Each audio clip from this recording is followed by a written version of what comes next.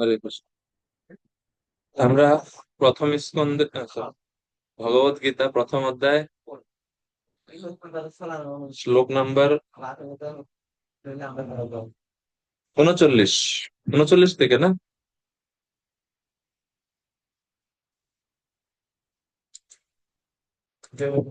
আচ্ছা, 39 নাম্বার শ্লোক থেকে শুরু করবো আমরা।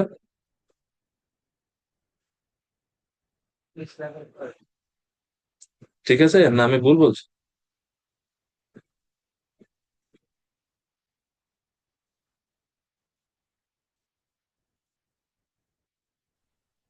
হরে কৃষ্ণ প্রভু।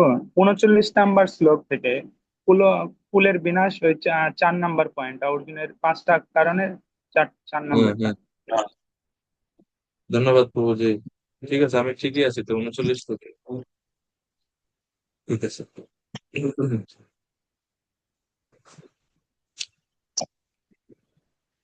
তো আমরা এখন পড়ছি কিভাবে অর্জুন মহাশয় তিনি যুদ্ধ না করার জন্য বিভিন্ন যুক্তি দেখাচ্ছেন। এর মধ্যে এর মধ্যে চতুর্থ কারণ হচ্ছে কুলধর্মের বিনাশ। এই কুলধর্মের বিনাশ সম্বন্ধে এখন কুলধর্ম বিনাশ হবে এই কারণটাই এখন অর্জুন বলছেন। শ্লোক নাম্বার 39।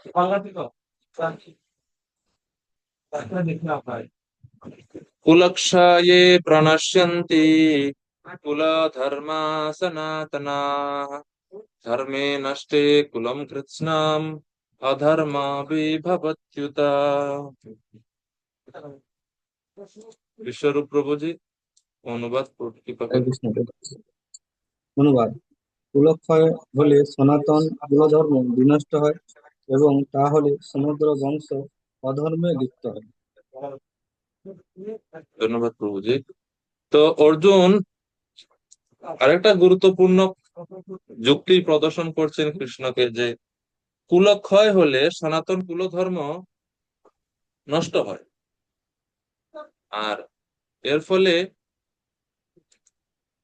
ধর্ম নষ্ট যখন হয় তখন অধর্ম অবশিষ্ট কুলকে অভিভূত করে।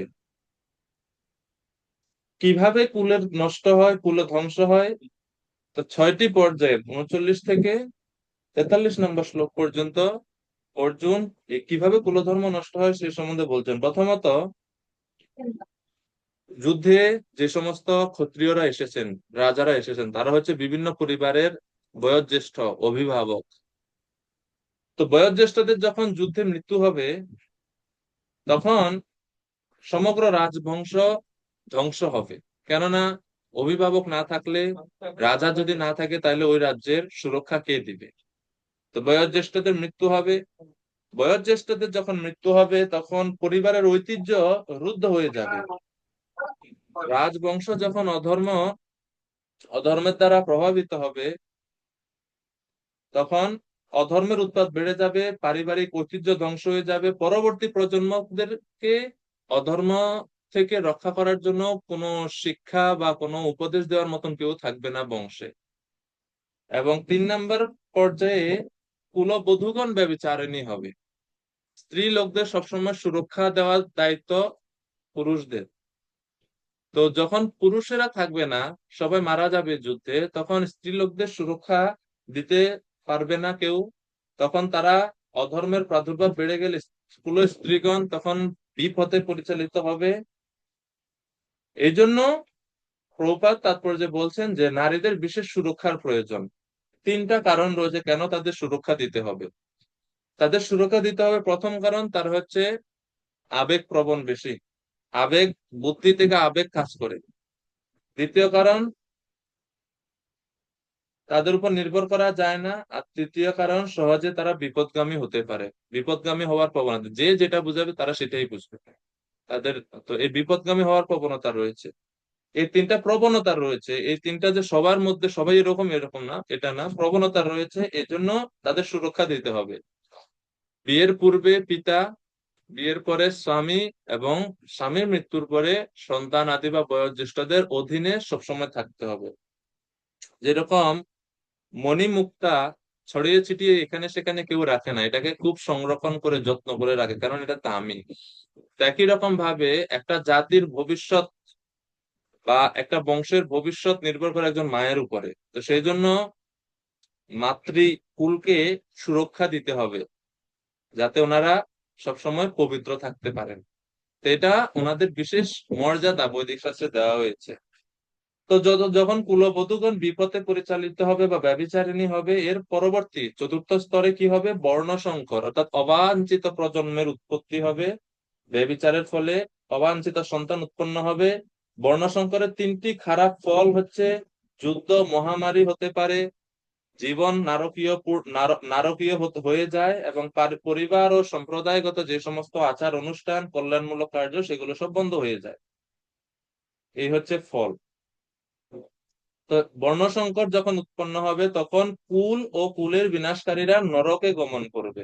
এটা হচ্ছে পঞ্চম স্তর। আর ষষ্ঠ স্তরে সংস্কৃতি বিনষ্ট হবে, জাতীয় উন্নয়ন প্রকল্প এবং কল্যাণ ধর্ম সব উচ্ছন্নে চলে যাবে। তো এই সব কিছু উৎপত্তি হয় এই যুদ্ধের থেকে। তো এই জন্য, হে কৃষ্ণ, আমি যুদ্ধ করব না, আমি আমি পারবো না এত বড় একটা পরিণতির কারণ হয়ে দাঁড়াইতে। আমার থেকে আমার আমার যদি যুদ্ধ করব, আমরা সবাই মৃত্যুবরণ করবে, বয়োজ্যেষ্ঠ পুরুষেরা, এবং এর ফলে পুরো সমাজ, পুরো রাষ্ট্র উচ্ছন্নে যাবে। আমি পারবো না। এভাবে আহ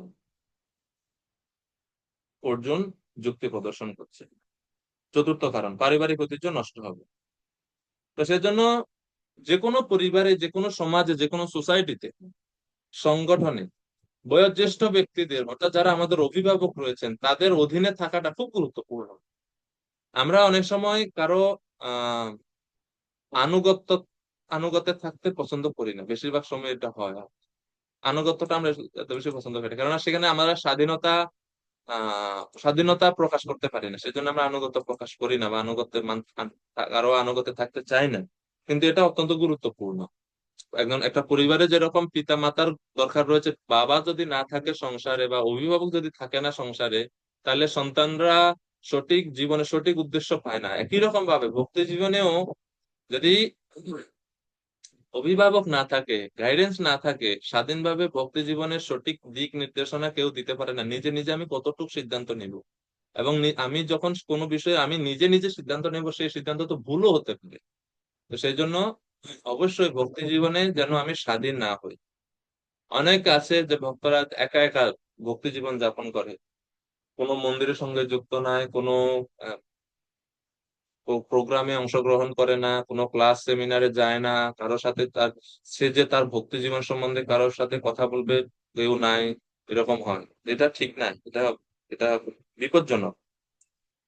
তো এই জন্য অর্জুন বলছেন, প্রবীণ ব্যক্তিরা জন্ম থেকে মৃত্যু পর্যন্ত পরিবারের সকল সদস্যদের শুদ্ধকরণ সংস্কারগুলো সম্পাদন করে। আমাদের সনাতন ধর্মে কিছু সংস্কার আছে, কিছু আহ এই সংস্কারগুলো অনুসরণ করা বা এই সংস্কারগুলো পালন করা শিখি আমরা আমাদের প্রবীণ বয়োজ্যেষ্ঠ ব্যক্তিদের কাছ থেকে। তো ওনারা যদি না থাকে, তাহলে এই সংস্কারগুলো ঠিকভাবে পালিত হয় না পরিবারে, এবং এর ফলে ধীরে ধীরে অশুদ্ধতা সৃষ্টি হয়। আমাদের 16টা সংস্কার রয়েছে সনাতন ধর্মে, 16 প্রকার সংস্কার। প্রথম হচ্ছে গর্ভাধান সংস্কার থেকে শুরু, এবং অন্ত্যেষ্টি ক্রিয়া দিয়ে শেষ। মানে জন্মের আগে সংস্কার থাকে। এই সংস্কারগুলো একটা সন্তানকে, একটা বাচ্চাকে শুদ্ধ আহ, নির্মল চেতনা নিয়ে, তার শুদ্ধ বুদ্ধিবৃত্তি নিয়ে জন্মগ্রহণ করতে অনেক সহায়তা করে। এই জন্য এই সংস্কারগুলোর বৈজ্ঞানিক ভিত্তি রয়েছে সনাতন ধর্মে। তো প্রথমে হচ্ছে গর্ভাধান সংস্কার, এরপরে হচ্ছে পুংসবন সংস্কার, এরপরে 3 নম্বর হচ্ছে সীমন্ত উন্নয়ন সংস্কার, 4 নম্বর হচ্ছে জাত কর্ম সংস্কার, 5 নম্বর হচ্ছে নামকরণ সংস্কার, 6 নম্বর হচ্ছে নিষ্ক্রামণ সংস্কার, 7 নম্বর হচ্ছে পৌষ্ঠক কর্ম, 8 হচ্ছে অন্নপ্রাশন, 9 হচ্ছে চূড়াকরণ, 10 নম্বর হচ্ছে কর্ণভেদ, 11 নম্বর হচ্ছে বেদ বা বিদ্যা আরম্ভ, 12 নম্বর হচ্ছে উপনয়ন। বৈদিক সময়ে এই সমস্ত সংস্কারগুলো পালন করতো। উপনয়ন সংস্কার হতো, পৈতা দেওয়া হতো। এটা ব্রাহ্মণ পৈতা না, এটা হচ্ছে বেদ অধ্যয়নের জন্য উপনয়ন। তারা পৈতা ধারণ করে বেদ অধ্যয়ন করতো। তারপর 13 নম্বর হচ্ছে কেশন্তম, কেশন্ত মানেই প্রথমবারের মতো যখন বালক শেভ করে, এটা একটা সংস্কার, কেশন্ত। তারপরে 14 নম্বর হচ্ছে সমাবর্তন, অর্থাৎ যখন সে শিক্ষা জীবন শেষ করে সেটাকে বলা হয় সমাবর্তন অনুষ্ঠান, সংস্কার, এটা এক প্রকার সংস্কার। তারপরে 15 নম্বর হচ্ছে বিবাহ সংস্কার বা বিবাহ, বিয়ে করা, বিবাহ যোগ্য। আর সর্বশেষ হচ্ছে মৃত্যুর পরে অন্ত্যেষ্টিক্রিয়া, মানে হচ্ছে শ্রাদ্ধ আদি কর্ম। তো সেই জন্য এই 16 প্রকার সংস্কার রয়েছে। কোন একটা পরিবারে প্রবীণ ব্যক্তিদের যখন মৃত্যু হয়, এই শুদ্ধিকরণ প্রক্রিয়া, সংস্কার মানে হচ্ছে শুদ্ধিকরণ প্রক্রিয়া, এগুলো বন্ধ হয়ে যায়। এর ফলে পরিবারের তরুণ সদস্যরা অধার্মিক কাজে লিপ্ত হয়, এইভাবে সমস্ত কুল আধ্যাত্মিক মুক্তির সম্ভাবনা হারায়। তো সেই জন্য অর্জুন বলছে আমি যুদ্ধ করব না। তো 40 নম্বর শ্লোক।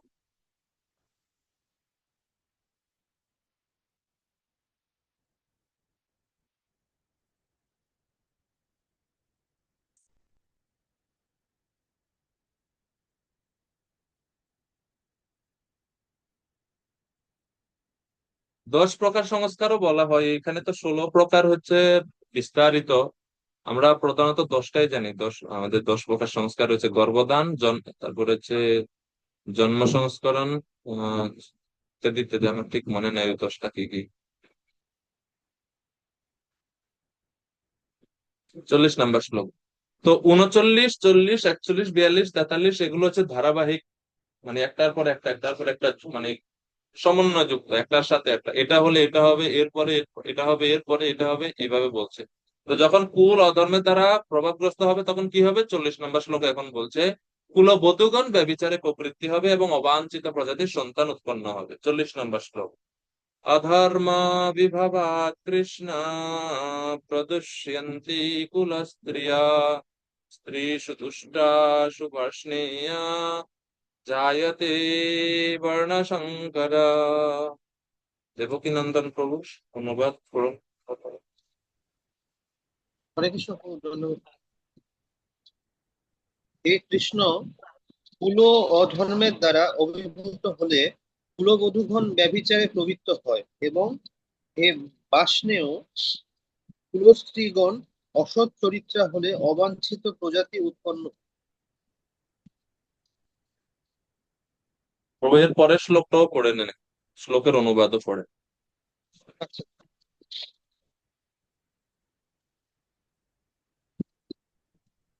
বর্ণ সংকর উৎপাদন বৃদ্ধি হলে কুল ও কুলঘাতকেরা নরকগামী, সেই কুলে পিণ্ডদান ও তর্পণ ক্রিয়ার লোপ পাওয়ার ফলে তাদের পিতৃপুরুষেরাও নরকে অধিপতিত। ধন্যবাদ প্রভু। তো 40 নম্বর শ্লোকে বলা হচ্ছে স্ত্রী লোকদের সতীত্ব বজায় রাখা কত গুরুত্বপূর্ণ, সেই সম্বন্ধে বলছে। যখন কুল অধর্মে তারা অভিভূত হবে, কুলবধূগণ ব্যভিচারে প্রবৃত্ত হয় এবং হে ভার্ষ্ণেয়, কুল স্ত্রীগণ যদি অসৎ চরিত্র হয় তাহলে অবাঞ্ছিত প্রজাতি, মানে পুরো সমাজ প্রক্রিয়াতেই দূষিত হয়ে যাবে। তো সেই জন্য আহ, আমাদের ব্যক্তিগত জীবনে এটা আমরা আহ, এটা প্রয়োগ করতে পারেন। বিশেষ করে এটা পার্সোনাল লেসনের মতো, যে আমাদের এই যে সতীত্ব রক্ষার ক্ষেত্রে, পুরুষদের ক্ষেত্রে সেটা হচ্ছে ব্রহ্মচর্য পালন, আর মাতাজিদের ক্ষেত্রে সেটা হচ্ছে তাদের সতীত্ব রক্ষা। এই দুইটা জিনিস অনুসরণ করা বা পালন করা অনেক গুরুত্বপূর্ণ একটা সমাজে। কিন্তু বর্তমান সময়, বর্তমান সংস্কার, বর্তমান দেশ, সমাজ রীতিনীতি এগুলো শিক্ষা দেয় না, প্রভুপাদ বলছে। এবং এর ফলে মানুষ আরো বেশি করে অধর্মে লিপ্ত হচ্ছে। এখন স্কুল কলেজে ব্রহ্মচর্য পালন করা শিখায় না, কিভাবে সতীত্ব রক্ষা করতে হবে সেটা শিখায় না।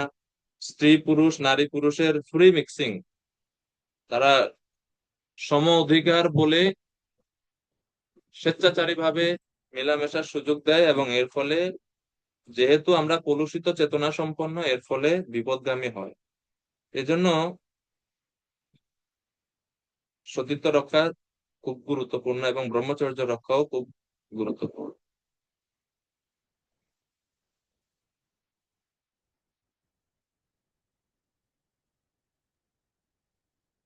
সনাতন শাস্ত্রে এই জন্য সতীত্ব বা সতী নারীর মহিমা অনেক বিস্তারিত ভাবে আলোচনা করা হয়েছে। গান্ধারী তিনি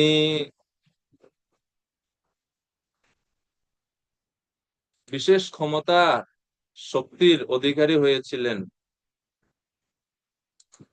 শুধুমাত্র ওনার সতীর্থতা পালনের মাধ্যমে। কিভাবে? না, যখন বিয়ের পরে তিনি দেখলেন যে ওনার স্বামী হচ্ছে অন্ধ, তো উনি চিন্তা করছেন যে আমার স্বামী যদি অন্ধ হয় তাহলে আমি নিজে আমার চোখ আবৃত করে রাখবো সারা জীবন, আমিও দেখবো না।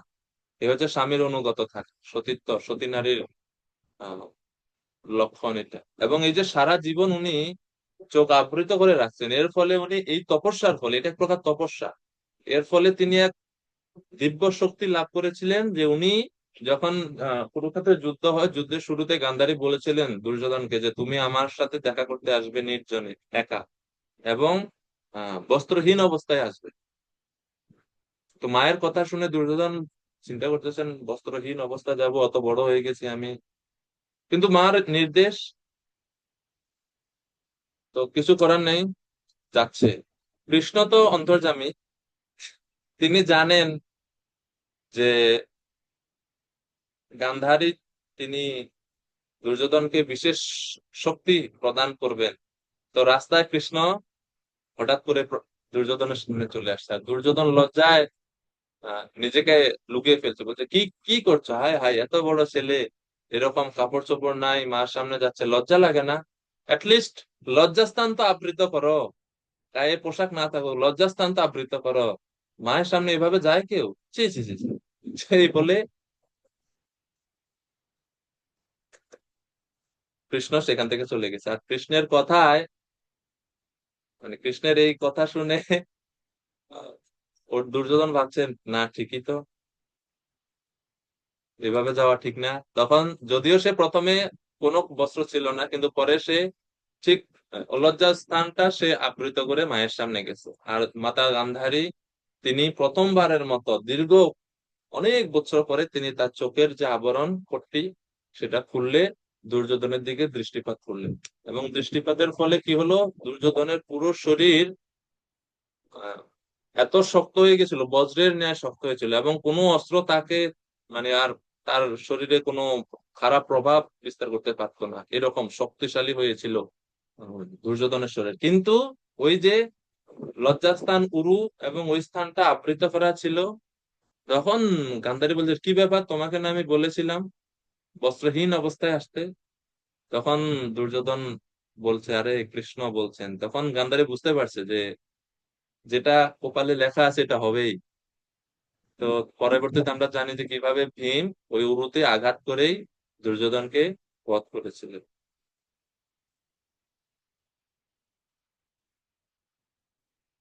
উরুতে আঘাত করেছিল, উরুতে আঘাত করে ওই জায়গাতে যেখানে মানে মাতা আহ গান্ধারীর মানে দৃষ্টি থেকে সেই জায়গাটা আবৃত ছিল। তো এটা যে সতী সতী নারীদের বা সতীত্বর এই হচ্ছে বিশেষ শক্তি, বিশেষ ক্ষমতা, এজন্য সেগুলো রক্ষা করা উচিত, পালন করা উচিত। 41 নাম্বার প্রুভ করা হয়েছে না, শঙ্করো নরকায়েব কুলগ্নানাম কুলস্য চ পতন্তি পিতরো হিয়েষাম লুপ্ত পিণ্ডুদক ক্রিয়া। তো যখন এইভাবে বর্ণসংকর, অবাঞ্ছিত বর্ণসংকর সন্তানগণ উৎপন্ন হবে কুলের মধ্যে, তখন কি হবে, সেই কুলে পিণ্ডদান, অর্থাৎ পিতৃপুরুষদের উদ্দেশ্যে আর কেউ পিণ্ডদান করবে না, তর্পণ আদি ক্রিয়া কেউ কিছু করবে না, এবং এর ফলে পিতৃপুরুষেরাও তখন নরকগামী হবে। সুমুখ হরে প্রভু। কৃষ্ণ, ধন্যবাদ প্রভু। প্রভু। প্রভু 40 নম্বর শ্লোকে এখানে বলা হয়েছে হে বাষ্ণেয়। প্রভু এই হুম। বাষ্ণেয় শব্দ দ্বারা কি বোঝানো হয়েছে? বৃষ্ণি বংশ, বৃষ্ণি বংশে থেকে আসছে, এজন্য বলা হচ্ছে বার্ষ্ণেয়। মানে বংশ তো বৃষ্ণি বংশ না, বৃষ্ণি বংশীয়। কৃষ্ণকে বৃষ্ণি বলছে, হ্যাঁ, কৃষ্ণের হ্যাঁ, বংশের নাম কৃষ্ণকে হচ্ছে বৃষ্ণি বংশ, এই জন্য বলছে বার্ষ্ণেয়, মানে হে কৃষ্ণ, এটা কৃষ্ণের একটা নাম। বাষ্ণেয়। ঠিক আছে প্রভু, হরে ওই কৃষ্ণ। দেখেন শব্দ অর্থে প্রভুপাদ দিয়েছেন তো, হে বৃষ্ণি বংশজ, যিনি বৃষ্ণি বংশে জন্মগ্রহণ করেছেন সেই কৃষ্ণ। ও আচ্ছা। আচ্ছা।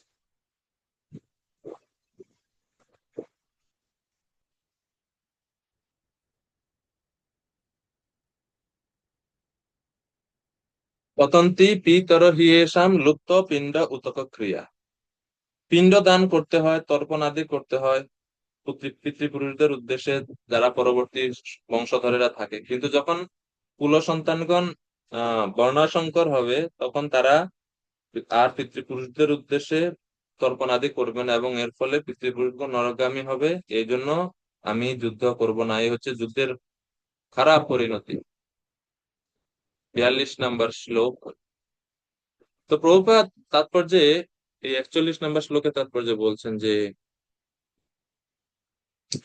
অর্জুনের পক্ষে আমরাও আরো যুক্তি তুলে ধরতে পারি যে চৈতন্য মহাপ্রভু তার পিতার পিতার মৃত্যুর পরে পিতৃশ্রাদ্ধের জন্য গয়া গিয়েছিলেন। এ ধরনের যজ্ঞের কি গুরুত্ব নেই? যজ্ঞের গুরুত্ব আছে। কষ্টভোগের হাত থেকে মুক্ত হওয়ার জন্য পূর্বপুরুষরা এই অনুষ্ঠানের উপর নির্ভর করেন। যদি পূর্বপুরুষদের উদ্দেশ্যে সম্পন্ন এই অনুষ্ঠান বন্ধ হয়ে যায়, তবে তারা নরকে গমন করবেন। এই জন্য অর্জুন বলছেন যে পিতৃপুরুষদের উদ্দেশ্যে পিণ্ড আদি তর্পণ ক্রিয়া করতে হবে, এগুলো বন্ধ করা যাবে না। শিল প্রভুপাদ তার তাৎপর্যে অর্জুন এই সন্দেহের উত্তর সম্বন্ধে ভাগবতের উদ্ধৃতি তুলে ধরলেন। প্রভুপাদ বলছেন তাৎপর্যে যে পিতৃপুরুষদের আত্মার সদ্গতির জন্য এই পিণ্ডদান করাটা বংশানুক্রমিক রীতি। তবে যে সমস্ত লোক ভক্তিযোগ সাধন করেন, তাদের এই অনুষ্ঠান করার প্রয়োজন নেই। ভক্তিযোগ সাধন করার মাধ্যমে ভক্ত শত সহস্র পূর্বপুরুষের আত্মার মুক্তি সাধন করতে পারেন। প্রমাণ কি? শ্রীমদ্ ভাগবতম 11 স্কন্ধ। দেবর্ষি ভূতাত্মনিনাম পিতৃনাম ন কিঙ্করো নায়ম ঋণী চ রাজন সর্বাত্মনায় শরণম শরণ্যম গতো মুকুন্দম পরিহিত কর্তম।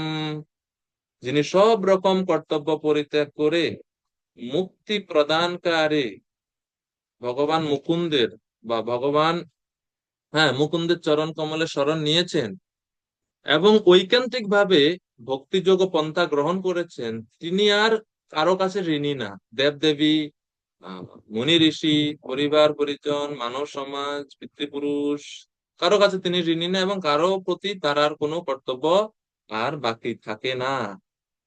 এবং পরমেশ্বর ভগবানের সেবা করার ফলে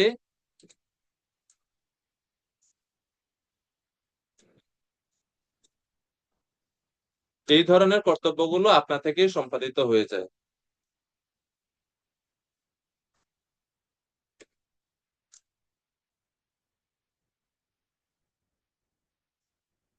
গত মুকুন্দম পরিহিত করতাম, এই শ্লোক উদ্ধৃতি দিয়ে প্রভুপাদ বলছে যে আমাদের কারো কাছে ভক্তরা ঋণী না। এখন এই শ্লোক ব্যবহার করতে হবে খুবই সাবধানতার সঙ্গে। সাবধানতা কি? আমরা এই শ্লোক উদ্ধৃতি করে অনেক সময় আমাদের দায়িত্ব থেকে আমরা আমাদের দায়িত্ব অবহেলা করি, যে আরে আমি তখন ভক্ত হয়ে গেছি, আর দেবদেবী পিতৃপুরুষদের উদ্দেশ্যে কিছু না করলেও হবে। হ্যাঁ, এই শ্লোক তাই বলছে, কিন্তু প্রথম শর্তটা হচ্ছে সবচেয়ে বেশি গুরুত্বপূর্ণ, যে আমি সব রকম কর্ম পরিত্যাগ করে পূর্ণরূপে কৃষ্ণের শরণাগত কিনা, এবং ভক্তি পন্থায় আমি পূর্ণরূপে শরণাগত কিনা, ভক্তি পন্থা পূর্ণরূপে আমি পালন করছি কিনা, কৃষ্ণের উপর আমার পূর্ণ শরণাগতি আছে কিনা, আমি সমস্ত জড়জাগতিক সমস্ত অধর্ম পাপপূর্ণ কার্য থেকে নিজে মুক্ত কিনা। এটা যদি মুক্ত হয়, তাহলে পরেরটা ঠিক আছে, যে আমার আর কারো কাছে কোনো ঋণ থাকবে না। কিন্তু আমি ভক্তিযোগও ঠিক মতো পালন করছি না, বাহ্যিক ভাবে আমি সবকিছু বৈরাগ্য গ্রহণ করে মানসিক ভাবে আমি ভোগ বাসনায় লিপ্ত আছি, আর আমি যদি বলি এরকম মনে করি যে আমার আর কোনো ঋণ নাই, আমি সমস্ত ঋণ থেকে মুক্ত, তাহলে সেখানে আবার সমস্যা আছে। অনেক অনেক সময় আমাদের ভক্তদের মধ্যে অনেক অনেক জায়গায় এরকম হয় যে দেখা যায়, এটা একটা মানবিক বিষয়, যেহেতু প্রসঙ্গ আসছে এই জন্য বলা, আপনারা এটা ঠিকভাবে গ্রহণ করবেন, ভুলভাবে নিবেন না। দেখা যায় ভক্ত কোন পরিবারে কোন একটা সন্তান, একমাত্রই সন্তান, একটাই ছেলে, মা বাবা আর কেউ নাই। তো উনি ভক্ত হলেন, ছেলে ভক্ত হয়েছে, কিন্তু মা বাবা ভক্ত না, এবং ভক্ত হয়ও নেই, এখন বৃদ্ধ হয়ে গেছে। তখন এই ছেলে এই শ্লোক পড়ছে যে দেবর্ষি ভূতাত্মনিনাম। আমরা অ্যাকচুয়ালি 5 প্রকার ব্যক্তিদের কাছে আমরা ঋণী। আমরা দেব ঋণ, ঋষি ঋণ, পিতৃ ঋণ, মনুষ্য ঋণ এবং ভূত ঋণ। সব রকম ঋণ থেকে, মানে এই 5 প্রকার, এই 5 শ্রেণীর মানুষের কাছে আমরা ঋণী। ঋষিভ্য দেবভ্যশ্চ পিতৃভ্যশ্চ মহায়শা নিভ্যশ্চ ভূতভ্যশ্চ নিত্যম সংকল্পয়েত প্রজা। এই 5 প্রকার ব্যক্তির কাছে আমরা ঋণী থাকি। তো এনাদের ঋণ মোচন করার জন্য 5 প্রকার যজ্ঞ করতে হয়, ভূত যজ্ঞ, নৃযজ্ঞ, দেব যজ্ঞ ইত্যাদি ইত্যাদি। কিন্তু যখন একজন ভক্ত হলেন, তিনি এই শ্লোক পড়ে তখন সিদ্ধান্ত নিলেন যে মা বাবার প্রতি আর আমার কোনো ঋণ নেই, আমি ছেড়ে দিই ওনাদেরকে। মা বাবাকে ছেড়ে দিয়ে বিয়ে শাদী করে তিনি আলাদা থাকে, মা বাবাকে আর দেখে না। এবং মাতাজি যেহেতু ভক্ত, মাতাজির পরিবারও ভক্ত, মানে শ্বশুর পক্ষের সবাই ভক্ত। এখন উনি মোটামুটি ওইদিকে খুব, মানে ওনার পরিবার নিয়ে নতুন একটা পরিবার উনি স্থাপন করলেন, আর নিজের মা বাবাকে দেখছে না, কেননা ওনারা ভক্ত না। হ্যাঁ, কৃষ্ণের শরণাগত হলে আর কোনো ঋণ থাকে না, কিন্তু এই সামাজিক যে দায়িত্ব, এটাও কিন্তু ভক্তকে মানে ত্যাগ করলে হবে না। উনি তো পরিবারে আছেন, বিয়ে করে স্ত্রীর পরিবারের সঙ্গে যুক্ত আছেন, নিজের মা বাবাকে দেখছেন। ঠিক আছে, তারা ভক্ত না, কিন্তু তাদের মিনিমাম যে রিকোয়ারমেন্ট গুলো, তাদের পরিপালন পরিপোষণের জন্য যে সমস্ত কর্তব্য, এগুলো আপনি ত্যাগ করতে পারবেন না, কারণ এটা আপনার দায়িত্বের মধ্যে পড়ে। আপনি ঋণী না জানেন, তারপরেও তাদের যে ভরণ পোষণের দায়িত্ব, সেটা আপনি ত্যাগ করতে পারবেন না। এটা ত্যাগ করা হলে সেখানে এটা একটা মানবিক মানে দিক আছে এই এই ক্ষেত্রে। তো সেজন্য এই শ্লোকের উপর ভিত্তি করে আমরা যেন মানে অপরিপক্ক ভাবে কোনো সিদ্ধান্ত আমরা না নিই। ঠিক আছে, অনেক সময় এই শ্লোকের আমরা ভুল প্রয়োগ করে থাকি। এই জন্য সবচেয়ে গুরুত্বপূর্ণ অংশ হচ্ছে সর্বাত্মনা ইয়া শরণম শরণ্যম। আপনি কৃষ্ণের উপর শরণাগত কিনা, সর্বাত্মনা সব দিক দিয়ে 100%, তাইলে আপনি সমস্ত ঋণ থেকে মুক্ত। যতদিন পর্যন্ত না ওই পূর্ণ শরণাগতি আসতেছে, ততদিন পর্যন্ত কিন্তু আপনার দায়িত্ব ঠিক মতো। যেমন এই পূর্ণ শরণাগত ছিলেন শ্রীধর স্বামী। শ্রীধর স্বামী উনি এত বেশি কৃষ্ণৈক্য শরণ ছিলেন যে ওনার সদ্যজাত কন্যাকে উনি গৃহে রেখে সন্ন্যাস আশ্রম গ্রহণ করে গৃহত্যাগ করেছেন। তো এরকম এক্সট্রিম উদাহরণ আছে, চরম পর্যায়ের এরকম উদাহরণ আছে। তো এই জন্য খুব সাবধানতার সঙ্গে এই শ্লোক ব্যবহার করতে হবে। আমরা শ্রীধর স্বামীর স্তরে যদি না যাই, আর মানে কৃত্রিম ভাবে দায়িত্ব, পরিবার পরিজনদের দায়িত্ব ত্যাগ করে দিয়ে, এটাকে ঝামেলা বলে মনে করে ত্যাগ করে দিয়ে আমি অন্যদিকে পরিবার স্থাপন করলাম, তো সেখানে ঝামেলা আছে। এই শ্লোকের সঠিক প্রয়োগ হচ্ছে না। প্রভুপাদ তাৎপর্য বলছেন, প্রভুপাদের শিক্ষাটা হচ্ছে আদর্শ, যে যদি কেউ পূর্ণরূপে কৃষ্ণ ভাবনায় যুক্ত হয়, তাহলে তারা আর এগুলো করতে হয় না, লুপ্ত পিণ্ড উদ্যোগ ক্রিয়া। কিন্তু তারপর আমরা দেখি যে চৈতন্য মহাপ্রভু করেছেন। মহাপ্রভু করেছেন কেন? চৈতন্য মহাপ্রভু হচ্ছেন ভগবান, এবং তিনি লোক শিক্ষার জন্য সেটা করেন, যাতে করে সমস্ত মানব সমাজের সবাই তো আর সেই উন্নত স্তরে না, এবং সেই ত্যাগের স্তরে না, ভক্তি স্তরে না, যে তাদের করতে হবে না। তো মহাপ্রভু করেছেন লোক শিক্ষার জন্য, এবং ভক্তরাও আমরা করি, বা ভক্তরাও আমরা ভক্তদেরকে দেখি তারা তর্পণ আদি করেন। তো সেটা করেন এই ভেবে যে ঠিক আছে, কৃষ্ণ, আমরা তো কৃষ্ণ ভক্তি করছি, তারপরেও করি ওনাদের উদ্দেশ্যে, যদি যেহেতু আমরা পূর্ণরূপে এখনো শুদ্ধ হতে পারিনি, সেজন্য ভক্তরাও করেন, করতে করেন। সামাজিকতা রক্ষার জন্য অনেক সময় ভক্তরা করেন, যেহেতু এটা একটা সামাজিক রীতিনীতি। নাহলে সমাজের অন্য মানুষদের কাছে আপনি মানে হেয় হয়ে যাবে, কারণ বলবে ভক্তরা কেমন হলো। তার সমাজের মানুষ এটা বুঝতে বুঝতে পারবে না যে তারা শ্রাদ্ধ আদি করে না, তর্পণ করে না, পিতৃপুরুষদের উদ্দেশ্যে কিছু করে না। সেজন্য সামাজিক রক্ষার ক্ষেত্রে, এবং যেহেতু আমরা এখনো সেই উন্নত স্তর, সেই পরমহংস স্তর আমরা লাভ করতে পারিনি, সেজন্য আমাদের এই রীতিনীতিগুলো বা বংশানুক্রমিক যে ক্রিয়াকলাপ, এগুলো পালন করতে হবে। নাহলে সমাজে থাকাটা অনেক মুশকিল আছে, পরে অনেক কুতর্কের সৃষ্টি হবে এবং প্রচারে বাধা সৃষ্টি হবে। এই জন্য যাতে জনসাধারণের মানুষের মনে বিভ্রান্তি তৈরি না হয়, সেই রকম ভাবে আমাদের আচরণ করা উচিত। পিণ্ডদান এটা একটা বৈজ্ঞানিক পদ্ধতি। পূর্বপুরুষের উদ্দেশ্যে সাময়িকভাবে খাদ্য এবং পানীয় নিবেদন করা হয় পিণ্ডদানের মাধ্যমে, এবং এর সঠিক পদ্ধতি হচ্ছে ভগবান শ্রী বিষ্ণুকে পূজা করে বিষ্ণুর প্রসাদ পিতৃপুরুষদের উদ্দেশ্যে নিবেদন করা। এর ফলে কি হবে? অনেক সময় পিতৃপুরুষগণ পাপ কর্মের ফলে ভূত বা প্রেত যোনি প্রাপ্ত হয়, তো তারা সেই সমস্ত প্রেত যোনি বা ভূত যোনি থেকে মুক্ত হতে পারে এই বিষ্ণু প্রসাদ গ্রহণ করার মাধ্যমে। এবং এসব এই দায়িত্ব পালনের দায়বদ্ধ নয় একমাত্র ভক্ত যুগে, যিনি পরমহংস স্তরে আছেন, তিনি এগুলো না করলে হবে। আর বাদ বাকি সবাইকে করতে হবে। ওনার পরমংশ স্তরে উন্নীত হওয়ার ফলে এই সমস্ত দায়িত্ব ওনার পূর্বপুরুষেরা অলরেডি চলেই গেছে ভগবানের কাছে, তো সেই জন্য ওনাকে আর এইগুলো করতে হয় না। দেবর্ষি ভূতাত্মনাম এই শ্লোক দিয়েছিলেন প্রভুপাদ এই কারণে। আর গিরিধারী প্রভু হ্যান্ড রেজ করছেন। প্রভু ধন্যবাদ, প্রণাম। কথার মাঝে আমরা বলছি, আমরা দেখছি বিভিন্ন শ্রাদ্ধ অনুষ্ঠানে যাওয়ার পরে বক্তারা এই স্তূপটাকে উদ্দেশ্য করে হরিকথা বলে। তো এটার মর্মটা কৃপা করে একটু বলবেন। এই শ্লোকের উদ্দেশ্য করে কি করে? হরিকথা পরিবেশন করে শ্রাদ্ধ অনুষ্ঠানে। কারণ ভক্তরা কেন করে, হয়তো এটা এই শ্লোক ওনাদের কাছে মনে হয় প্রাসঙ্গিক বলে মনে হয়, এই জন্য ওনারা করেন, আমি জানি না। শ্রাদ্ধ অনুষ্ঠানে এই শ্লোকে কেন বলতে হবে? শ্লোক তো বলার তো অনেক কিছুই আছে। ওইটাই তো বললাম যে প্রভু আমি আলোচনায়, কারণ আমরা দেখতেছি এটা যে এই শ্লোকে অস্ত্র হিসেবে ব্যবহার করে, শ্লোকের সঠিক অর্থটা আমরা বুঝি না, বা প্রাসঙ্গিকতাটা অনেক সময় আমরা বুঝতে পারি না। মনে করি ওই যে আমি ভক্ত হয়েছি, মানে ভক্ত বলতে আমি, আমরা কি কি মনে করি যে ওকে আমি 4টা বিধিনিষেধ পালন করতেছি, 16 মালা জপ করতেছি, মানে হয়ে গেছে, আমি তো ভক্ত, এখন আমি সমস্ত দায়িত্ব থেকে মুক্ত। কিন্তু আমার ভিতরে যে এখনো অনর্থ যে বাসা বেঁধে আছে গভীর ভাবে, এটা আমরা অনেক সময় এগুলোকে খেয়াল করি না তো ভাবে। আমি তো বাহ্যিক বাইরে তো ভক্ত হয়ে গেছি, ধুতি পরে তিলক টিলক করে শিকা রেখে দিছি, বাস ভক্ত হয়ে গেছে। অনেক সময় এরকম ভাবি আমরা। তো আধ্যাত্মিক স্তরটা বিচার করতে হবে এখানে। ঠিক আছে প্রভুজি, এখন এই জন্য বলছেন যে এই শ্লোকের ব্যবহারে খুব সাবধানতা রাখা উচিত। ইসরে পাকা বা ইম্যাচিউর ভাবে কোনো সিদ্ধান্ত নেওয়া উচিত নেই এই শ্লোকের উপর ভিত্তি করে। যে সিদ্ধান্ত নিলে আপনি সমাজে কুতর্কের সৃষ্টি হবে, সমাজের মানুষের কাছে আপনি বিতর্কিত হবেন, সমাজের মানুষ আপনাকে গ্রহণ করবে না, তখন আপনি প্রচারও করতে পারবেন না। ভক্ত হওয়ার উদ্দেশ্য তো প্রচার করা। প্রচার করলে একজন মানুষ আপনার কথা কখন শুনবে? যখন আপনি গ্রহণযোগ্য হবেন তাদের কাছে, তারপরেই না।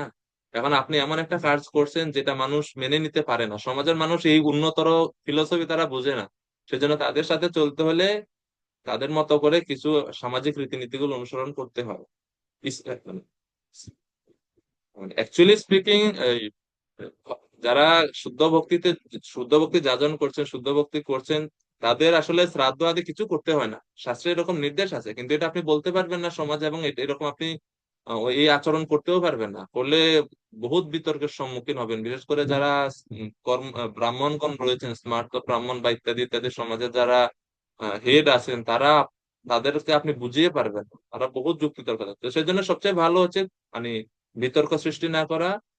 আপনি আপনার হৃদয়ে সব জানেন, সিদ্ধান্ত জানেন, ভগবানের কাছে সেটা বলেন, শুদ্ধ ভক্তি যাদন করেন, আবার একই সাথে সামাজিক রীতিটাও পালন করতে হবে, সেটা সামাজিক গ্রহণযোগ্যতার জন্য। এইটাই আমি আমার বলা আছে। ওকে, 42 নম্বর শ্লোক। দোষো ইয়তৈ কুলঘ্নানাম বর্ণ সংকর কারকৈ উৎসাদ্যন্তে জাতি ধর্মা কুল ধর্মাশ্চ শাশ্বতা। যারা বংশের ঐতিহ্য নষ্ট করে এবং তার ফলে অবাঞ্ছিত সন্তানাদি সৃষ্টি করে, তাদের কুকর্মজনিত দোষের ফলে সর্বপ্রকার জাতীয় উন্নয়ন প্রকল্প এবং বংশের কল্যাণ ধর্ম উৎসন্নে যায়। আর এই উৎসন্ন হওয়ার ফলে কি হয়? 43 নম্বর শ্লোকে বলছে, উৎসন্না কুল ধর্মানাম মনুষ্যানাম জনার্দনা নরকে নিয়ত বাস ভবতীত্যনুশুশ্রুমা। হে জনার্দন, আমি পরম্পরা ক্রমে শুনেছি যে যাদের কুলধর্ম বিনষ্ট হয়েছে তাদের নিয়ত নরকে বাস করতে হয়। আমি পরম্পরা ক্রমে শুনেছি, ইতি অনুশুশ্রম, কি শুনেছে? যাদের কুলধর্ম বিনষ্ট হয়েছে তাদের নরকে বাস করতে হয়। তো এই অনুশুশ্রম ভবতি ইতি অনুশুশ্রম, এর মাধ্যমে অর্জুন বোঝাতে চাইছেন যে হে কৃষ্ণ, আমি এখন পর্যন্ত যে সমস্ত যুক্তি আপনার সম্মুখে উপস্থাপন করছি, এই সমস্ত যুক্তি কিন্তু আমার ব্যক্তিগত নয়। আমি এই সমস্ত যুক্তি পরম্পরা ক্রমে শুনেছি, শাস্ত্র থেকেই বলছি। নরকে নিয়ত বাস, পিতৃপুরুষেরা পরবর্তী প্রজন্ম সবাই নরকে বাস করবে। তো এর মাধ্যমে বোঝা যায় যে অর্জুন দেহ এবং আত্মা সম্বন্ধে সচেতন ছিল। মৃত্যুর পরে স্বর্গ নরক রয়েছে, সেখানে গিয়ে আত্মা শাস্তি ভোগ করে, সেটাও অর্জুন জানেন, অবগত ছিলেন।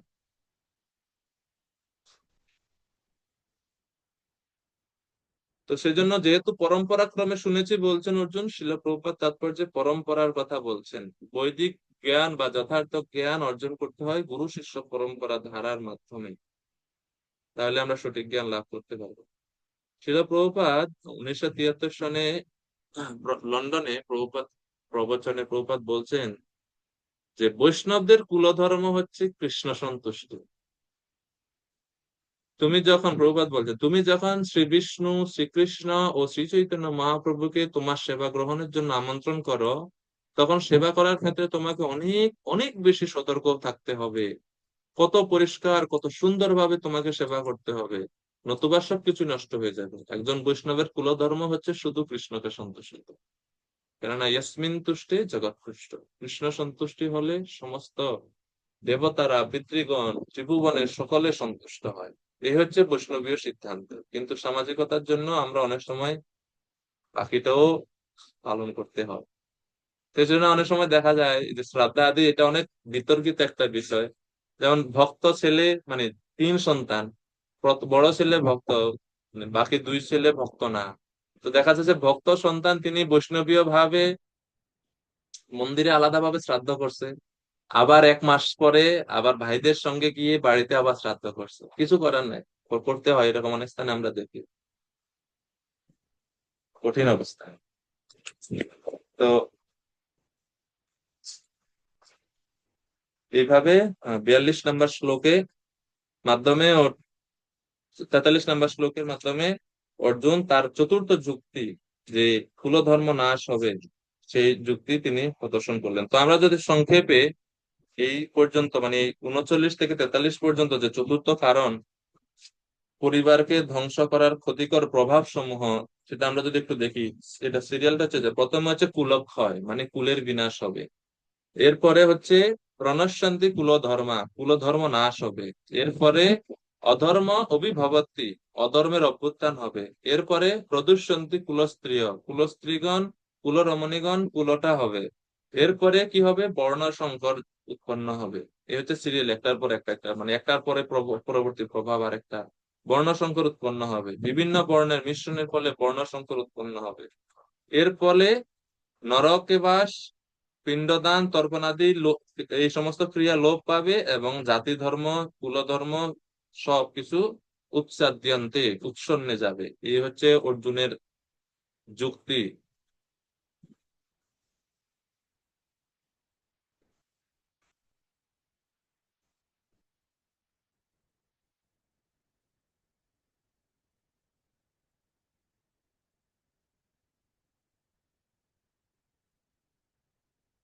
শ্লোক নাম্বার এখন 44।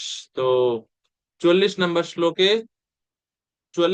শ্লোক এবং দ্বিতীয় অধ্যায়ের 6 নম্বর শ্লোক, এই দুইটি শ্লোকে অর্জুনের যুদ্ধ না করার পঞ্চম যুক্তি হচ্ছে সিদ্ধান্তহীনতা। আমি সিদ্ধান্ত নিতে পারতেছি না যুদ্ধ করা উচিত কি যুদ্ধ না করে বৈরাগ্য জীবন গ্রহণ করা উচিত।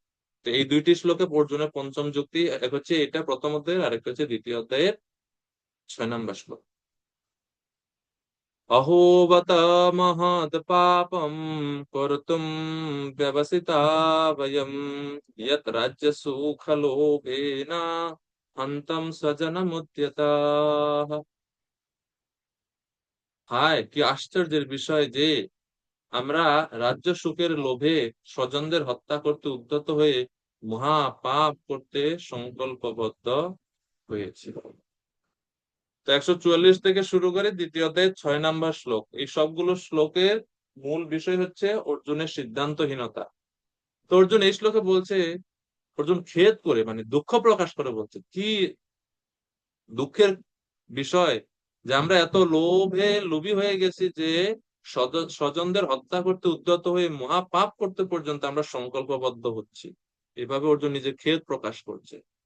লোভ এমন একটা জিনিস যেটা আমাদের সমস্ত সদ্গুণাবলী ধ্বংস করে দেয়। শ্রীমদ ভাগবতমে 11 স্কন্ধে অবধূত ব্রাহ্মণের 24 গুরুর বর্ণনা রয়েছে। জানেন আপনারা এটা? 24 গুরু সম্বন্ধে শুনছেন? অবধূত ব্রাহ্মণের 24 গুরুর মধ্যে প্রথম গুরুর নাম কি, কে বলতে পারবে?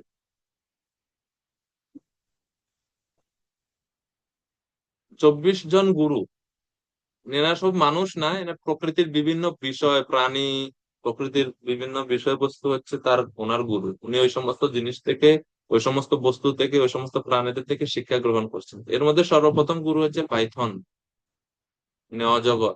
অজগর হচ্ছে ওনার প্রথম গুরু। অজগর থেকে তিনি কি শিক্ষা লাভ করলেন? অজগর থেকে তিনি শিখলেন যে আমাদের যতটুক দরকার ঠিক ততটুকুই আমাদের গ্রহণ করতে হবে। প্রয়োজনের অতিরিক্ত কোনো জিনিস আশা করা উচিত না। যা দিয়েছেন ভগবান তাতে সন্তুষ্ট থাকা উচিত। যেরকম ঈশোপনিষদে বলা হচ্ছে, ঈশা বাস্যাম ইদম সর্বম ইয়ৎ কিঞ্চ জগত্যাম জগৎ তেন তেন বুঞ্জিতা মা গৃধা কস্যচিত্তন। কখনো অন্যের সম্পত্তি গ্রহণ করবে না। ভগবানের কৃপা যা কিছু পেয়েছি আমরা তাতে সন্তুষ্ট থাকা উচিত।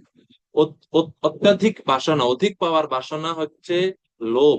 এই লোভ আমাদের অনেক ক্ষতি সাধন করে। কি কি ক্ষতি সাধন করে? প্রথম, লোভের খারাপ পরিণতি গুলো কি, এটা আমরা একটা শব্দ দ্বারা এটা মনে রাখতে পারবেন আপনারা। লোভ কি করে, শব্দটা মনে রাখবেন হচ্ছে রেড হিল। রেড হিল শব্দ মনে রাখলে তাহলে পুরো লোভের প্রভাব মনে থাকবে। রেড হিল বানান করবেন কিভাবে? RED, রেড, আর HELL। আর তে হচ্ছে ruins unity. Greed can destroy our unity. Greed বা লোভ আমাদের ঐক্যতা নষ্ট করে দেয়।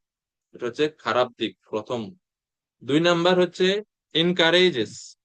Grid can encourage you to have more than what you need. উৎসাহ প্রদান করে লোভ। কিসের জন্য উৎসাহ প্রদান করে? প্রয়োজনের অতিরিক্ত বিষয়, প্রয়োজনের অতিরিক্ত অর্থ বস্তু সংগ্রহ করার জন্য উৎসাহ প্রদান করে, যেটা ভক্তির জন্য ক্ষতিকর। কেননা অত্যাহার হয়ে যায় তখন সে, যেটা ভক্তিকে নাশ করে, ধ্বংস করে। 3 নাম্বার হচ্ছে ডি তে হচ্ছে difficulty. Greed puts you in great difficulty. লোভ আমাদেরকে অনেক জটিলতার মধ্যে আমাদেরকে নিক্ষেপ করে। জটিল পরিস্থিতির মধ্যে আমরা নিক্ষিপ্ত হই যখন লোভের দ্বারা আমরা প্রভাবিত হয়েছি। পরবর্তীতে হচ্ছে HELL। এইচ হচ্ছে hypocrite. Greed makes you a hypocrite. লোভের ফলে লোভ আমাদেরকে কপট করে তোলে। কপটতা সৃষ্টি হয় লোভের, লোভী হয়ে গেল। তারপরে ই, এই অর্থ হচ্ছে encourages to harm other. Greed makes you to harm other. লোভের ফলে যখন আমরা কোনো জিনিসের প্রতি লোভ হয়, তখন সেই বস্তু প্রাপ্ত হওয়ার জন্য আমরা অন্যের ক্ষতি সাধন করতেও পিছপা হই। দুর্যোধন তার রাজ্যের লোভী হয়ে তার ভাই পাণ্ডবদের বিরুদ্ধে যুদ্ধ করতেও কোনো দ্বিধাবোধ করছেন না। সেই জন্য এই লোভ আমাদের অন্যের ক্ষতি করতে আমাদের উৎসাহ প্রদান করে। এরপর হচ্ছে এল তে হচ্ছে lose what you have. Greed makes you lose what you have already. লোভের ফলে কি হয়? লোভ আমাদেরকে এমন ভাবে প্রভাবিত করে যে এর ফলে আমাদের যা কিছু আছে তাও আমরা হারিয়ে ফেলি। আর সর্বশেষ, limits your habit. Greed limits your habit and becomes your nature. লোভ যখন আমাদের মনে চেপে বসে তখন আমরা আমাদের অভ্যাসের দাসে পরিণত হই। যদি একটা কথা আছে না, আপনারা জানেন, মানুষ অভ্যাসের দাস। শুনছেন কথাটা? শুনছেন আপনারা? মানুষ অভ্যাসের দাস।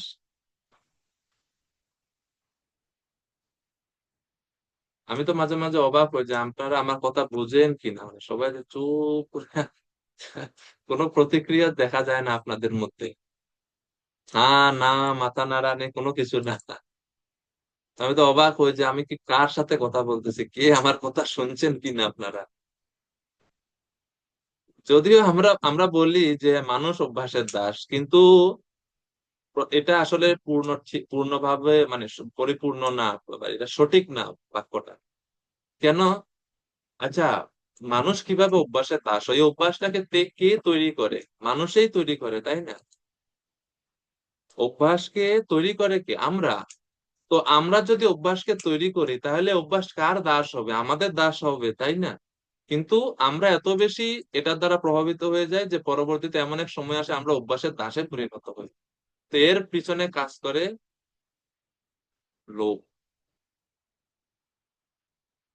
এই জন্য বলছে যে greeds limits your habit and become your nature. এটা আমাদের স্বভাবে পরিণত হয়, তখন অভ্যাসটা তখন আমাদের স্বভাবে পরিণত হয়ে যায়। অভ্যাসের দ্বারা এত বেশি আমরা আহ মানে কি বলে নিয়ন্ত্রিত হয়ে যায় যে এটা আমাদের স্বভাবে পরিণত হয়। মিথ্যা কথা বলা এটা একটা খারাপ জিনিস, কিন্তু মিথ্যা বলতে বলতে বলতে বলতে এটা আপনার স্বভাব হয়ে যাবে। কথায় কথা এখন মিথ্যা বলি, এটা আপনার সেকেন্ড নেচার হয়ে যাবে। এই লোভ এগুলো করে।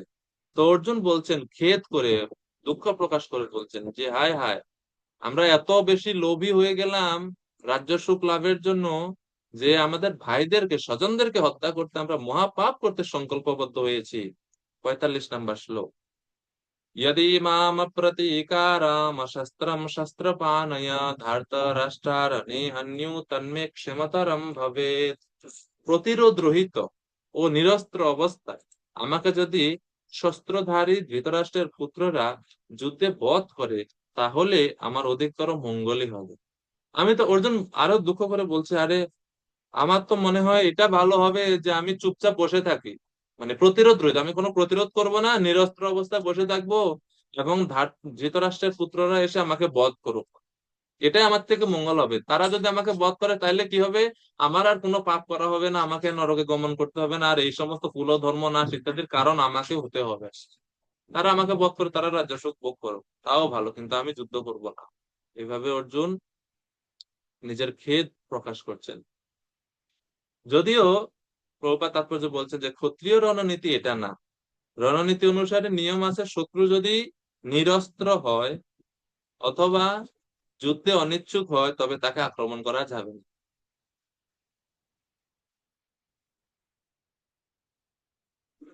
তাকে আক্রমণ করা উচিত না। কিন্তু তারপরেও অর্জুন জানে যে দুর্যোধন আদি কৌরব পক্ষ তারা ধর্মপরায়ণ হয়ে যুদ্ধ করবে না, তারা অধর্মপরায়ণ হয়ে যুদ্ধ করবে। সেজন্য বলছে আমি যদি চুপচাপ বসে থাকি এবং তারা এসে আমাকে হত্যা করে, তাও ভালো আমার জন্য। পাপ হলে তাদের হবে, আমার তো হবে না, আমি বেঁচে যাবো। এভাবে অর্জুন যুক্তি দেখাচ্ছেন। যুক্তি দেখিয়ে 46 নম্বর শ্লোক। এখন অর্জুন ধনুর্বাণ ত্যাগ করে ভারাক্রান্ত চিত্তে রথের উপরে বসে পড়লেন, যে আমি যুদ্ধ করব না। শ্লোক নাম্বার 46। সঞ্জয় বলছেন, সঞ্জয় উবাচ এবমুক্তার্জুনা সংখ্যে রথোপস্থো উপাবিশৎ विसृज्य सशरं चापम শোক संविघ्न মানস এবং মুক্ত অর্জুন। এইভাবে অর্জুন তার যুক্তি দেখিয়ে, মানে অর্জুনের ভিতরে যা কথা ছিল, যা যুক্তি জ্ঞান ছিল সব বলে দিছে। বলে দিয়ে এখন শেষ, তেল ফুরিয়ে গেছে, এখন আর দিন চলছে না। অর্জুন বসে পড়লো চুপ, সব যুক্তি তর্ক দিয়ে দিচ্ছেন ওর কৃষ্ণের সামনে। রথ উপস্থ, রথের উপরে ভাগে, রথের উপরে তিনি উপাবিশত বসে পড়লেন। আর বিসৃজ্য সশরম চাপম, ধনুর্বাণ আর হাতে নাই। আমরা 13-14 নম্বর শ্লোকের দিকে পড়েছিলাম, ধনুর উদ্যম্য পাণ্ডব, তিনি ধনুক হাতে নিয়ে যুদ্ধ করার জন্য দাঁড়িয়ে পড়লেন। সে অর্জুন এখন সে দেহাসক্তি, আত্মীয় স্বজনদের প্রতি আসক্ত হয়ে অজ্ঞানের দ্বারা মোহিত হয়ে এখন ধনুর্বাণ ত্যাগ করে বসে পড়লেন। আর মানসিক অবস্থা কেমন, শোক সংবিঘ্ন মানস, শোক করতে লাগলো।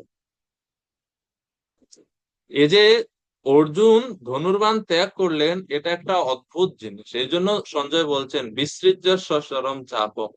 কেন এটা বলছেন? ধনুর্বাণ ত্যাগ করে অর্জুনের প্রতিজ্ঞা ছিল, যদি কেউ আমাকে ধনুক ত্যাগ করার পরামর্শ দেয় তৎক্ষণাৎ আমি তাকে হত্যা করব। এই ছিল অর্জুনের প্রতিজ্ঞা। যে অর্জুন কখনো ধনুর্বাণ ত্যাগ করতো না, সবসময় এটা সাথে রাখতো, সেই অর্জুন এত বেশি মোহিত ভারাক্রান্ত হয়ে গেল যে নিজেই নিজে ধনুর্বাণ ত্যাগ করে দিলে। মহাভারতে খুব সুন্দর একটা এই বিষয়ে ছোট কাহিনী আছে যে একবার যুদ্ধের সময় কর্ণ যুধিষ্ঠিরকে পরাজিত করে খুব ভীষণ ভাবে আহত করে যুধিষ্ঠির মহারাজকে। তো তখন যুধিষ্ঠির তখন কর্ণ যুধিষ্ঠিরকে মানে তিরস্কার করে বলে যে তুমি এখনো ক্ষত্রিয় হতে পারোনি, কিভাবে যুদ্ধ করতে হয় তাও তুমি এখনো শিখোনি, যাও শিখে এসো যুদ্ধ করা, দেখো আমি কত সহজে তোমাকে পরাজিত করে ফেললাম, তোমাকে মারতে আমার খুব বেশি বেগ পেতে হবে না। তো এইভাবে যখন এইভাবে যুধিষ্ঠির খুব আহত হয়ে গেলেন, যুধিষ্ঠিরের যে রথের সারথি তিনি কৌশল করে যুধিষ্ঠিরকে রণক্ষেত্র থেকে সরিয়ে নিয়ে তাঁবুতে নিয়ে গেলেন। আহত সংবাদ যখন পেল অর্জুন যে যুধিষ্ঠির মহারাজ আহত হয়ে গেছেন, যুধিষ্ঠির তৎক্ষণাৎ যুদ্ধ ত্যাগ করে যুধিষ্ঠিরের তাঁবুতে গেছেন দেখার জন্য। অর্জুন যুদ্ধক্ষেত্র ত্যাগ করার কথা শুনে যুধিষ্ঠির ভাবলেন যে যুধিষ্ঠির মনে মনে ভাবছে যে অর্জুন হয়তো আমাকে যে অপমান করছে কর্ণ, সেই কর্ণকে হত্যা করে প্রতিশোধ নিয়ে সেই সংবাদ দেওয়ার জন্য সে আসছে আমার সাথে দেখা করার জন্য, এটা যুধিষ্ঠির মহারাজ ভাবছেন।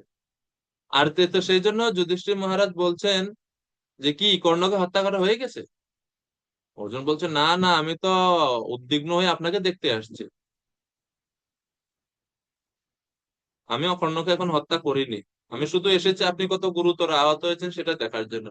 তখন এটা শুনে যুধিষ্ঠির মহারাজ খুব রেগে গেছে যে তুমি কর্ণকে হত্যা না করে যুদ্ধক্ষেত্র ত্যাগ করছো, কেমন কাপুরুষতা, তুমি কিভাবে এটা করতে পারলে? তোমার থেকে আমি এটা কখনো আশা করিনি, তুমি তো বীর যোদ্ধা না, সবাই তোমাকে বীর বলে, আসলে তো তুমি বীর না, বীর যোদ্ধা যদি হতে তাহলে এতক্ষণ পর্যন্ত কর্ণ জীবিত থাকতো না, ত্যাগ করো তোমার ধনুর্বাণ, এগুলো কেন হাতে নিয়ে আছো? তো যেই মাত্র অর্জুন শুনছে যে আমাকে গান্ডীব ত্যাগ করতে বলছে, সাথে সাথে অর্জুন ক্রুদ্ধ হয়ে গেছে, কত বড় সাহস, আমাকে গান্ডীব ত্যাগ করতে বলে, যে এই গান্ডীব আমার জীবনের থেকেও আমার বেশি প্রিয়, আমি এটা সহ্য করতে পারবো না। আর ওই যে প্রতিজ্ঞা করছে যেই আমাকে গান্ডীব ত্যাগ করতে বলবো আমি তাকে হত্যা করবো, এখন অর্জুন ধনুর্বাণ রেডি করতেছে যুধিষ্ঠিরকে মারার জন্য। কৃষ্ণ বলছেন বড় ভয়ঙ্কর অবস্থা, এরা এক ভাই আরেক ভাই মারামারি করে আর আমাকে সামলাইতে হয় পরিস্থিতি। অর্জুনকে কৃষ্ণ থামে, এই থামো থামো, কি করতেছো? বলছে কি করছে মানে, এটা আমার প্রতিজ্ঞা, তুমি আমাকে অপমান করছো, আমাকে গান্ডীব ত্যাগ করতে বলছো, ক্ষত্রিয়ের কাছে অপমান মৃত্যুর চেয়েও বেশি মারাত্মক। তখন কৃষ্ণ বলছেন থামো, তুমি হত্যা করতে চাও, তোমার প্রতিজ্ঞা তো হত্যা করা, তুমি জানো, তুমি নিজেই বলছো ক্ষত্রিয়ের কাছে অপমান মৃত্যু থেকেও ভয়ঙ্কর কষ্টদায়ক, তো তুমি শস্ত্র দ্বারা যুধিষ্ঠির মহারাজকে বধ না করে যুধিষ্ঠির মহারাজকে অপমান করো, অপমান করলেও তো মারার সমান হবে, অপমান করো, যা ইচ্ছা বলো। তখন অর্জুন যা ক্ষোভ ছিল যুধিষ্ঠিরের প্রতি সব বলছে, যে আপনার কারণে আমরা আমাদের আজকে এই অবস্থা, আপনি সবসময় আমাদেরকে মানে থামাতেন, নাইলে এতদিন পর্যন্ত কৌরবরা জীবিতই থাকতো না, তারা কিভাবে আমাদের রাজ্য নিয়ে যায়, সব ক্ষোভ আপনার জন্য আমরা আহ, কুরু কি বলে অক্ষকিরা হেরেছি, আমাদের বনবাস যেতে হয়েছে, আপনার জন্য দ্রৌপদীকে আহ অপমানিত হতে হয়েছে, সব বলছেন। তখন আপনি নীরব দর্শক হয়ে বসেছিলেন, আমি একাই সমস্ত কৌরব সৈন্যকে হত্যা করতাম, কিন্তু আপনি তা আমাকে করতে দেননি, আপনি পুরুষ নন, আপনি কাপুরুষ, আপনি রাজা হওয়ার যোগ্য না। এভাবে ইচ্ছা মতো অর্জুন যুধিষ্ঠিরকে অপমান করলেন। তখন যুধিষ্ঠির এভাবে অপমান করার পরে অর্জুন দ্রুত আবার যুধিষ্ঠিরের চরণ স্পর্শ করে ক্ষমা চাইয়ে সেই স্থান থেকে চলে গেলেন। তো এই জন্য একজন অর্জুনের মতন একজন যোদ্ধা যখন গান্ডীব ত্যাগ করে, এটা সাধারণ কিছু না, আমরা আমাদের মতো সাধারণ মানুষ না, তারা গান্ডীব ত্যাগ করে দিবে, হাত থেকে ছেড়ে দিবে, এটা ওনাদের পক্ষে এটা অনেক অসাধারণ কিছু, কিন্তু অর্জুন সেটা করলেন কেন? এত বেশি তিনি শোক ও সংবিঘ্ন মানসা, শোকান্বিত বিষণ্ণ হয়ে পড়লো, কতটুক বিপর্যয় হয়ে গেল যে উনি যুদ্ধক্ষেত্রে ওনার গান্ডীব ত্যাগ করে দিলেন। তো এইভাবে আমরা প্রথম অধ্যায় শেষ করলাম।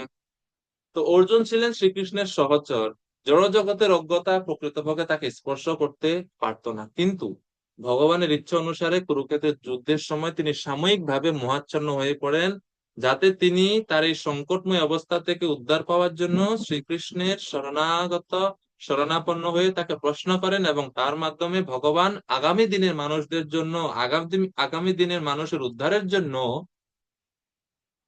ভগবত তত্ত্বজ্ঞান সমন্বিত ভগবত গীতা বর্ণনা করতে পারেন। এই জন্য অর্জুনের এই সমস্ত মোহ, এই সব কিছু।